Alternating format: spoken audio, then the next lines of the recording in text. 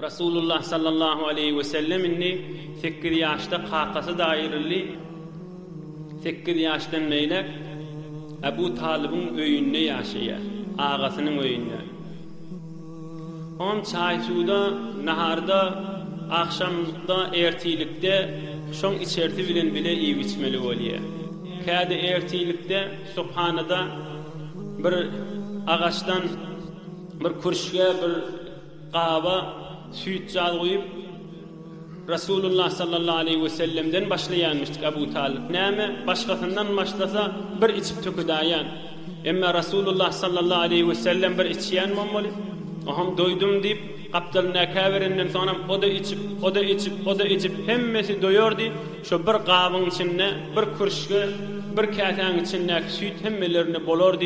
Deslap Rasulullah sallallahu aleyhi ve sellem işte ağzının bereketi, mübarek doğduğunun bereketi, ağzının mübarek suyunun bereketi, o livana kasa degenden sonra içindeki süt hemmesine bolyanmıştı. Yoksa Rasulullah canından başka oğlancıklığında bir içasa, bir götürüp hemen içip töküdaya.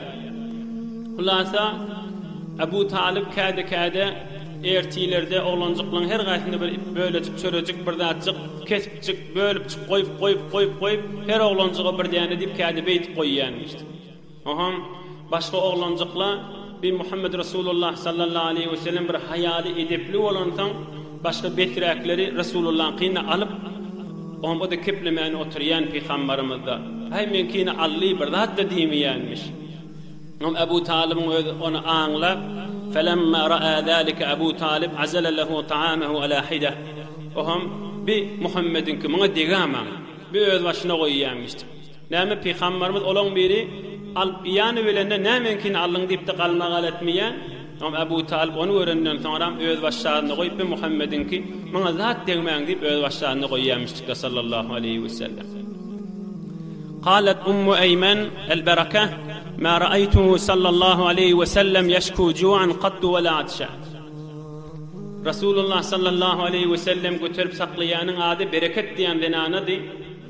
Olay diye men ömrümde Resulullah sallallahu aleyhi ve sellem peygamber bolmaka oğlan vaktinde ve peygamber olandan sonra azıqyan susuyan deyip bir qahara menip ya bir bahımlak bırak getirten bir dat deyip ömrümde görmedim deyiptir. Yoksa Resulullah canı öyle kucağına alıp götürüp elinden tutup oynatıp güldüren denana şol bereket diyen denana. Hiç vakt çağı vaktinde da olaqan vaktinde da azıqyan susuyan deyip bir emeden görmedik. Kade bolordu deyiptir ertilerde hemmemiz turamızda Türkmen öğürdü diye hemmemiz sağaman öğrümüzde ol Muhammed sallallahu aleyhi ve sellem yortup barıp Ab-ı Zemzem'den içerdi. Oham ertilik subhanani gel iyiliğin diyemedi. Yok men dok iştem yok deyip kade şey diyerdi dem Ab-ı Zemzem'den içip men tekmil deyip aytiyanmışlar sallallahu aleyhi ve sellem.